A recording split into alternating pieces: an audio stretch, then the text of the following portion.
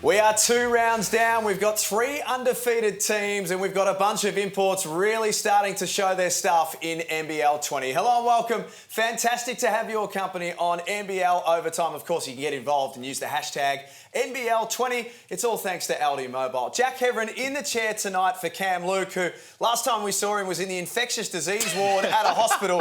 And I promise you, I'm not lying. That is actually the truth. Corey Homicide Williams is here tonight, though. Corey, no Cam. He's not a well man at the moment. We don't have Cam here, but, you know, you're a pretty good feeling, so it's all good. And it's nice to have Pete Hooley with us as well. Liam Santamaria away still as part of the NBL NBA series. Pete, it's been a fascinating start to the season. No, it has been. And let's just say this is the best-looking panel that's sat up here. So we're off to a flyer already. But it has, and it's just going to continue to get better. A lot of games this weekend. Here's me. I had a shave thinking I better do the right thing. And you've been growing yours for like 3.5 years and I've missed out. That's how Peter Hooley rolls, man. That's his style. We love the way he rolls. Let's start with last night's game, boys, because that in itself was a fascinating one from an Illawarra perspective. They just needed to get a win and they only did it by 1, but they found a way in the end. Oh, yeah. This was an arm wrestle all the way. It's always difficult when two teams desperately looking for their first win. As you can see, a nice over-the-head pass for the young fella to get an easy dunk. But, man, this was just a seesaw battle. Both teams were just going at it. Nice pass. And look at Cameron Oliver. Cam Oliver, man, he's just a human rocket. Oh, yeah. Oh, yeah. Pete, he's special. They hit threes at the right time, the Hawks. They needed them at the right time. My question, if they play the same sort of game against a different team, are they winning that? Probably not. Probably not. Probably not. You're absolutely right. And that's the concerning thing, I think. But obviously, they got off the mark. They've got a point on the board, and then you look at Cairns on the other side as well. And if they play against a team like that, how's that going to turn out? We'll get to Cairns in a moment. From an Illawarra perspective, though, AJ Ogilvie, he came in out of necessity as much as anything else. Didn't start last night. Josh Boone gets an elbow from one of his teammates, and poor old Boone's having a shocking start to NBL 20. But AJ was huge for them down the stretch. AJ was huge. That was the best he's played in a while. You know, he has the ability to play. He was a former first-team All-NBL. You know, he definitely had his moments where, you know, there's been peaks and valleys in his career in the NBL. But yesterday, he played big. And more important for me, yeah, he got buckets, but he played really good defense on the whole game. You got to remember, he's guarding big Nate Jawai, and he was able to contain him. And at one point, he was even guarding Scott Machado, and he was able to keep Machado in front of him. And that got Cam Oliver a 3-second violation. So he showed up really big for them. And not to mention the winning free throw to win the game. Well, I was going to bring that up because if I remember correctly, last year was 4 OT game against the Hawks. Yes. I sat the whole 4 overtimes. They threw me in with 15 seconds to go. Had 2 to ice the game and gave away cheeseburgers. So big credit for him for knocking at least one of those down. Right. No, I heard your call. You had faith in him, and the way he played, he delivered. They still haven't quite sorted out this starting lineup yet. Is that a problem for them?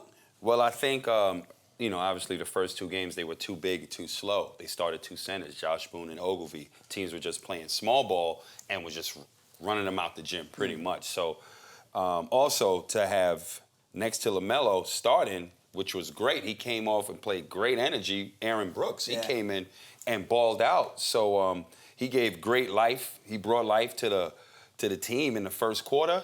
Pretty much the whole game. He had about 15 points in the first half. So, you know, he did well yesterday. Pete, it was a win that Matt Flynn really needed to have. Some very, very game substitutions late in the game also. Well, yeah, he took LaMelo out right at the end to get a stop and threw in Sunday Deck, and it paid off. Paid off, but it's one of those ones, as we see it now, it's like, if that doesn't happen, doesn't go the right way, then you look a bit silly.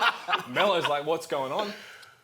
But I'll tell you what, I'm glad it worked out for him because his poor social media would have copped an absolute fighting if that didn't work out. Yeah, just ask Josh Boone about that. But, you know, it worked in the end, and Aaron Brooks was full of praise for him after the game as well. It paid off. Sometimes you've got to risk it to win the whole thing. Yeah, definitely. You know, shout out to Sunday Deck, played an incredible moment in the game. That was a pivotal moment. He gets that steal, they get an opportunity to win the game, and they ended up doing it. You would have been on the end of some of the Melo subs then. Get someone else Oh, to play definitely, defense. definitely. No, yeah. And would have taken it really well too. Yeah, coach. Yeah, coach. I'll sit down, coach. You come in, get a stop. I'll get back in and try to get a bucket. I on was the other end. way. I was the other way. They threw me in like, you can't score. Go and do something Get a else. stop and then get back off again. Hey, LaMelo, anytime there's an Illawarra game, of course, we're going to pay attention to LaMelo and what he's doing. We've now had 3 games, Corey, to have a look at how he's gone so far. What are you seeing? Well, for me, what I see is a future number 1 pick. And let me tell you why I say these things. As we look through the graphics, we see the court vision. For his age, I've never seen anybody be able to do this type of stuff, especially playing in a league as good as this. This is one of the best leagues in the world. And I always say it jokingly, but this ain't a cupcake league. He's 18 years and 1 month old. I don't know what any player was doing at 18 years old. I couldn't do this. Okay, he's 6'7", the vision that he has and the way he's finding players is incredible, right? So look, I'm looking at this thing through the eyes of a general manager of an NBA team. To see, okay, like we're seeing visions of teammates missing plays, right? This is not to show the guys missing plays, but imagine him next to Redick or Korver or Klay Thompson hitting these shots. Inside, you got Clint Capella, the unicorn, Porzingis. Yeah. You know what I mean? You got Julius Randle or Paul Millsap finishing these plays. This kid is a walking double-double in the league. Now, on top of all of that, people think I'm just on the hype train. You got to remember this. I did not believe in this kid before he got here. I'm not about hype. I'm from New York. I got to see it with my own eyes. I came here, I grilled him when he and RJ came on this platform. I said, yo, it ain't going down like that here. You playing against grown men that got to feed their family and pay mortgages. What is his numbers? I got to pull this up on my phone. Well, here's my thing. Right? You've covered social media with him, and you're pretty confident with saying he's the number 1 pick. You'll show stats here, but I looked up some stats because I've seen your social media, and I knew you'd bring this up. Got you. But here's the stats that worry me that won't worry you. Got you. -17, -15. Last night he was the first one in the positive and a plus-minus. Is that going to impact the rest of his year? It's not going to maybe change his draft stock, but there's probably a reason he got subbed out late in the game. What were your plus minuses at 18 playing in a pro league? I wasn't. That's my point. That's exactly my point. Game in, game out, you have to adjust. This is a brand new league. Could you imagine playing AAU your whole last 4, 5, 6, 7, 8 years, right? You're killing everybody because your dad is running the team, you're getting all the shots, you're getting all the minutes. You're not playing defense. You're not even worrying about plus and minus. You don't even know what plus and minuses is. That's why he's in this league. So now with the numbers that he's putting up, all right, and I'm going to compare it to 2 players that his age played pro overseas. Brandon Jennings. He went and played for a team in Italy, Lottomatica Roma. I'm going to show you his numbers. And the other one was Ricky Rubio. And he played 4 years pro prior to playing the same year, 2008, 2009, versus Brandon Jennings. This is Brandon Jennings' stats. 7.5 points a game, 1.5 assists, 1.5 rebounds, 26% from the 3. Later that year, and he struggled all that year in Europe. You know what he went the next year, draft? 10th pick, rookie of the year. Here's what he averaged. 15.5, 5.7 assists, 3.4 rebounds. That's him. Now we're going to move over to Rubio.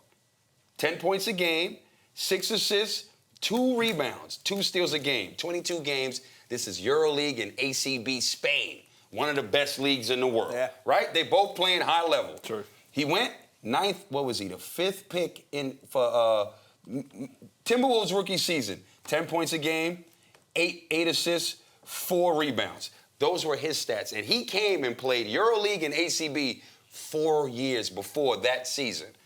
LaMelo Ball, 12, 5, and 3. What do you think their plus and minuses were? I think he's extremely talented, there's no doubt about it. But it brings up the question of, you've got to look at how the team's going to do the rest of the year. But he's definitely in that conversation. As you've said, he's a freak. At that age, he's an absolute freak. You do not have to look at what that team is going to do, because I tell you now, they're not making playoffs. They ain't making playoffs. It will be looked at, though. It will be looked at. No, it won't be. Speaking of the that, GMs are going to. If you a GM, you think you're worrying about what he's doing with Illawarra? You want to make sure he can make these plays happen, because in your head, you don't have players on your team that play with Illawarra. Well, there's a reason I'm not a GM, isn't there? So you're like, as long as he can make these plays in the if he can make these plays here, he can make these plays in the NBA. And he got guys that are gonna finish. And this is no disrespect to Illawarra, but it's just a whole nother level in the NBA. I agree. So you put him on that field, what is plus minus gonna be then? You're not a GM at the moment, Pete. Maybe you can be a GM now. Put your GM's hat on for us for the Cairns Taipans. They're 0-3 to start the season.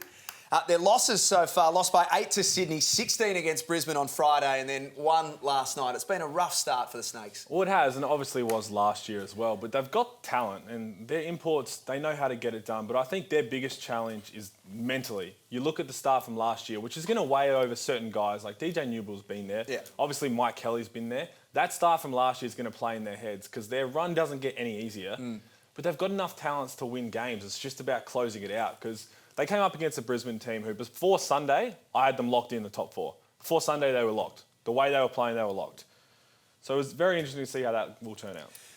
Corey, Nate J-Wise, the big man in the middle, obviously. Is it DJ Newbill? Is he the man? I thought last night down the stretch, Newbill did as much as he probably could, but just didn't have enough people go with him. And that is absolutely correct. You know, Peter said it earlier. You're saying it right now. For me, I said that backcourt, that dynamic backcourt, Scott Machado and Newbill have to close games out. Those are the veterans. Those are the more experienced guys. Obviously, you know, there's times where big fella Jawai is going to be able to do well inside, but, you know, he was in foul trouble throughout this game. So it's on those guards with the most experience on that roster to be able to make plays happen down the stretch of a game.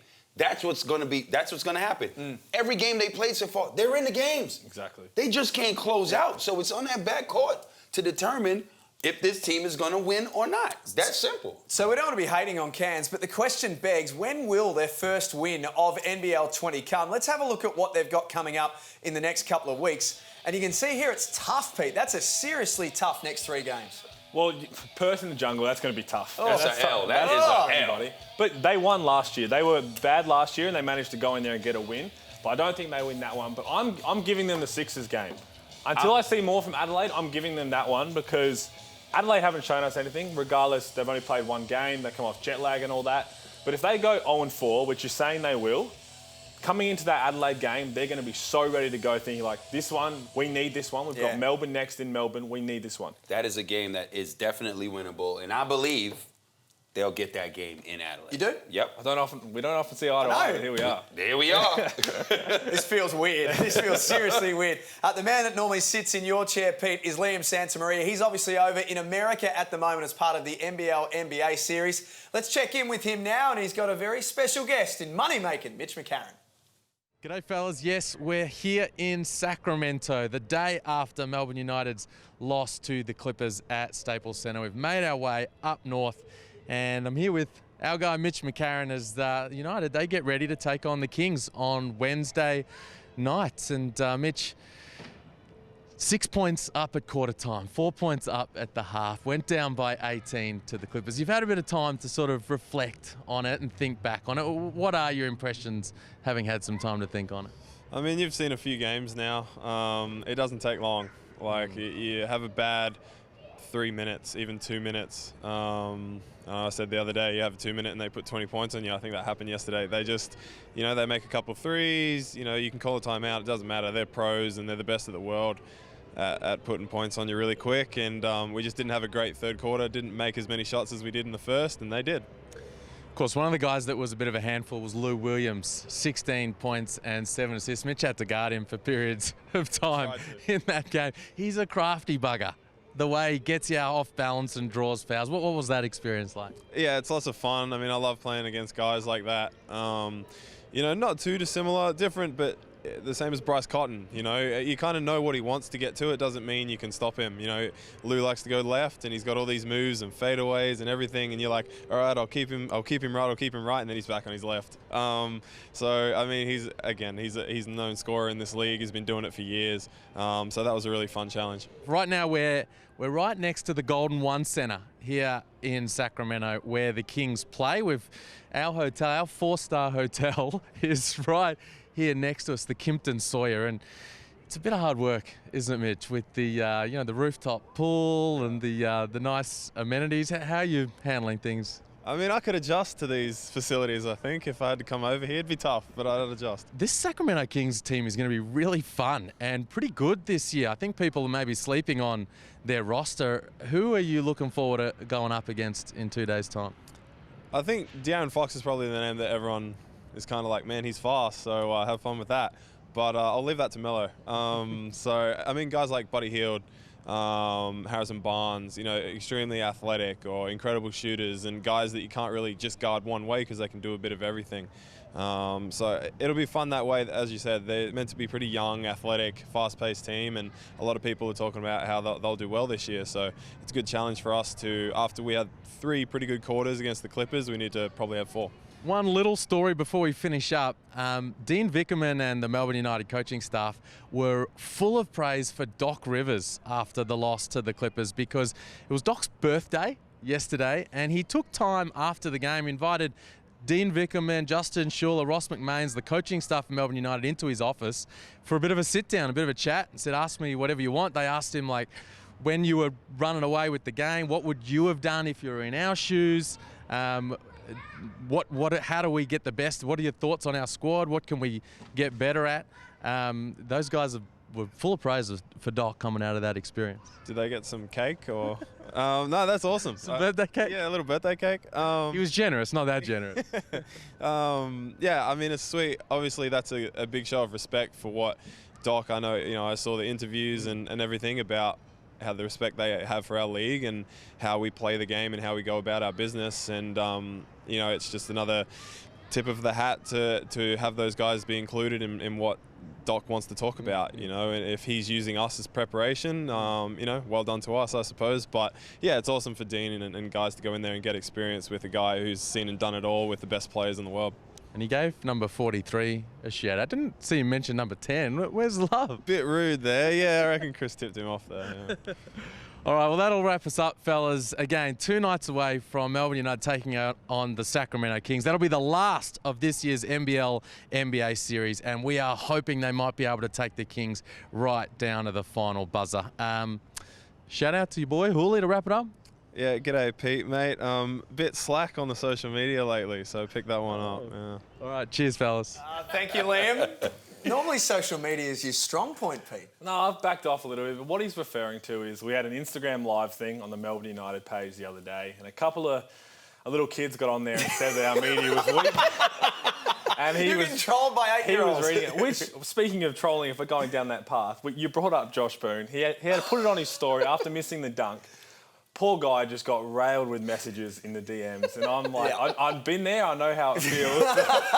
When you got 8-year-old kids telling you your work sucks, you got to probably go back. I have to go back in the drawing board there. You need to lift. Hey, Southeast Melbourne Phoenix, they don't need to lift. They've had a perfect start to the season so far. And their performance on Sunday against Brisbane, I mean, to blow them out by 20, that's a massive result at home first up. That was an extremely impressive performance by the Southeast Melbourne Phoenix. I actually had Brisbane picked to win this game. I just didn't think the void of Ty Wesley not being there would be filled. But boy, was I wrong. John Roberson, oh my gosh, where do we start? 9-for-11 from the 3, 30 points. Mitch Creek, 25, 7 and 7. But Kendall Stevens, 17 points, 5 for 7 from the 3. These guys were shooting at an unbelievable clip from beyond the arc. They were unreal. And as you said, I had Brisbane to win this game, and pretty comfortably, to be honest. I thought coming in, obviously it's their first official home game. I thought there'd be maybe some little nerves or stuff there, but they just proved everybody wrong. And led by Roberson, he was unreal. But then you look at, I guess any game they play when they're led by guys like Mitch Creek and Roberson, you just can't write them off. And what they did was unbelievable. They won by 20. Both games they've won, they've started really well too, haven't they? They're 2 games so far. There's been no early nerves. There's been no sort of first quarter slump. They've hit the ground running from the start. I mean, for me, well, there shouldn't be. These guys are veterans. The team, credit to the Phoenix front office for getting this team together. This was a team that they actually wanted. It wasn't like somebody's not really available, let's go get this guy last minute. This is the pieces that they wanted. They wanted to build a culture, and that's the guy right there that's all about culture, Wolf Creek. And They got everything that they needed. It was very impressive. You know, these guys played in this league before. A couple of guys have won championships, been a part, integral parts of the championship run. So I'm not surprised with this start. I don't think enough's been said about Dane Pinot. He gets thrown into the fair. starting lineup in Right. the first game. Yep. I talked to him before the game, and he's like, I think I'm starting. And I'm like, what do you mean you think? Like, are you starting or not? And he's not lit in the world on fire with stats, but what he's done as a starter is so intangible, and it's helping them tremendously that he's not getting enough praise. He needs more praise. And you're absolutely right. Shout out to Dane Pinot. You've done a really good job. You've held it down on defense, on the boards. Whenever there's an opportunity for you to get a bucket, you've gotten it. Shout out to you. We'll see more of you this season. I'm looking forward to covering you even more. That's big time. Word. There's some love from Homicide. Word. Last one on the Phoenix. Can they live and die by the three-ball game all year long? I think they're going to for a little bit until Ty comes back. Whatever they do with that Ty situation, they're going to have to, but they've got so many guys who can light it up. You talked about Stevens, Roberson. Kyle Adnam knocks down any open three. Yeah. Yep. Yeah. Yep. Gibbo knocks down threes with Yep. the best of them. They've got guys who can step out and knock them down. So I think, but they need Ty Wesley back, or they need to fill that role sooner rather than later if they want to really make a run at this thing. The Perth Wildcats, they're all conquering as always. They were in superb form on Friday night again. Have they got the best bunch of imports in NBL 20? I want to throw it open to you two learned gentlemen. Let's have a look at their import trio so far and an impressive set of numbers for Cotton, White and Hunt respectively. Look, I've learned, first of all, Everyone to tune in from never WA. discount the Wildcats. I will never discount them again. Yes, you will. And no, I won't. I've learned my lesson. I learned the hard way. And this trio is the best trio of imports in the NBL. Look, Bryce Cotton's a freak. The numbers don't lie. Terrific White. His name is no longer Tarico. Terrific White. All right? His numbers don't lie, and he's shooting at a high clip. Last year, he started off slow. Okay, the whole season, he didn't show up. He showed up in the finals when it counted. That's why he got finals MVP. But now he's here, so he has 1 year under the belt of the league, so he knows exactly what he needs to do. And Dario Hunt, impressive game 2. We didn't know about him. I didn't know. The jury wasn't out. He didn't do nothing in preseason to impress me. They actually sucked in preseason. So from what I saw in game 2, that guy solidifies that trio as the best trio of imports in the NBL. And I'm going to go back to the old-fashioned way and disagree with you. Oh, my if you're God. throwing stats up there, what did Dario Hunt do in the first game? Nothing. Not too much. So then we're going off one game. Right. If we're talking strictly trio stats, obviously Casey Prather's out, so you can't put Melbourne in the conversation right now, but they will be when he comes back. Cairns Taipans. Machado, Oliver, you've been loving. I love Oliver. Giving him the biggest raps. Look, I love Oliver. So you've got him, Machado, who's going to lead I the love league in assists. Machado, of course. And DJ Newbill was a beast last night. He definitely was a beast last night, but they're not going to win games. But we're just talking about strictly import trio. I didn't Okay. see anything about putting in the... we said Perth Wildcats. We're talking strictly import trio. Right now, Cairns Taipans. All right. Look at him, he comes in and pulls apart our rundown. Just worry about what you have to do. Sydney versus Adelaide. Was it a case of Sydney just being really, really good, or was it a case of Adelaide being really, really poor? Look, give the rings to the Stop Kings. it. Will Weaver, a.k.a. Nick Nurse, his first time being a head coach in this league, he's going to get a ring. All right? Bogut is going to do what Bogut does. Newly, 18-6-3 with no Didi, which is the X factor, right? Yeah. Then you got Jay Sean Tate, 16-7-4. Daniel Kickett, 4 for 7 from beyond the arc, 16 points. You know what's interesting to me, though? Casper Ware had a night off, which is very rare for him. He didn't have to put a backpack on. I don't even think he has to put a backpack on this season. That's how legit this team is. And no disrespect to Melbourne United, but this team is the real deal right here. I have to agree with you. We said they're the best backcourt in the league, Lish and Ware. And we all know how good of a two-way player Casper is. But we had a little thing on social media. Casper can finally, for one time, be like, you know what? I don't have to lock down a Bryce tonight. Kev, you go do it. I'll score, then let's switch. Yep. As you said, DD's not even here yet. But they're role players, as you said, when he comes back, Newley will come off the bench, which is a great spark to have. But they've just got guys who fill the roles. Craig Moller's gone over there, had 2 great games already. Guys who are just coming in, filling their roles, surrounded by those superstars who know how to get the job done. They're going to be right there at the end. I'm not giving them the rings because it's round 2. Listen, But they will be there at the end. we may as well go get the ring. Whoever makes rings in Australia for NBL, I know. go on and take the sizes. I know. Go Do on you and know? take. I don't know. Go on and get the sizes for the Sydney Kings, because get the rings to the Kings. I've seen enough. We might try and Google who makes rings because I've got no idea either. Let's get to our LD Mobile top 10 plays of the week. Round 2 is done. Let's have some fun. It's your Aldi Mobile NBL Top 10. At number 10, LaMelo. Smoother than melted butter on a water slide as he glides the dime right by the D's eye.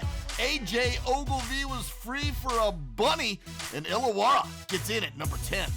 On to number 9, and it's back-to-back Hawks as Aaron Brooks cooks Cairns, going reverse with a burst. And Dylan Alcott appreciates that shot as Brooks gets in at number 9. Moving along to number 8, Nate Jawai drops the rock to Majak, and gang goes bang on AJ Ogilvy, who's not going to want to see that rim spree. Cairns gets in at number 8. At number 7, on the drive, Jay Sean thinks he's gone, but Tate gets played by the man from Adelaide. Eric Griffin swats that shot, and that's good for number 7. On to number 6, and just hop on the Dario cart and watch him rip the D apart. Hunt bringing this thing from the wing to rise above the Hawks for Perth at number 6. At number 5, it's Scotty Machado tossing up the avocado to Space Cam for the Space Jam. Not even the Monstars could bar that slam for Cairns that lands at number 5. For the number 4 play, it's Obi Shea of Adelaide rising and shining on the pick and roll to the hole with soul. Obi using the force of course at number 4. At number 3, Brisbane's E.J. Singler draws the defensive tension, then shares with Will Magnay for the extension from another dimension. Where there's a will, there's a way for the number 3 play. At number 2, it's Andrew Bogut, shining brighter than a rainbow in the dark as he gives the Kings a spark. Behind the back to the rack for the slam, you bet the bogeyman can.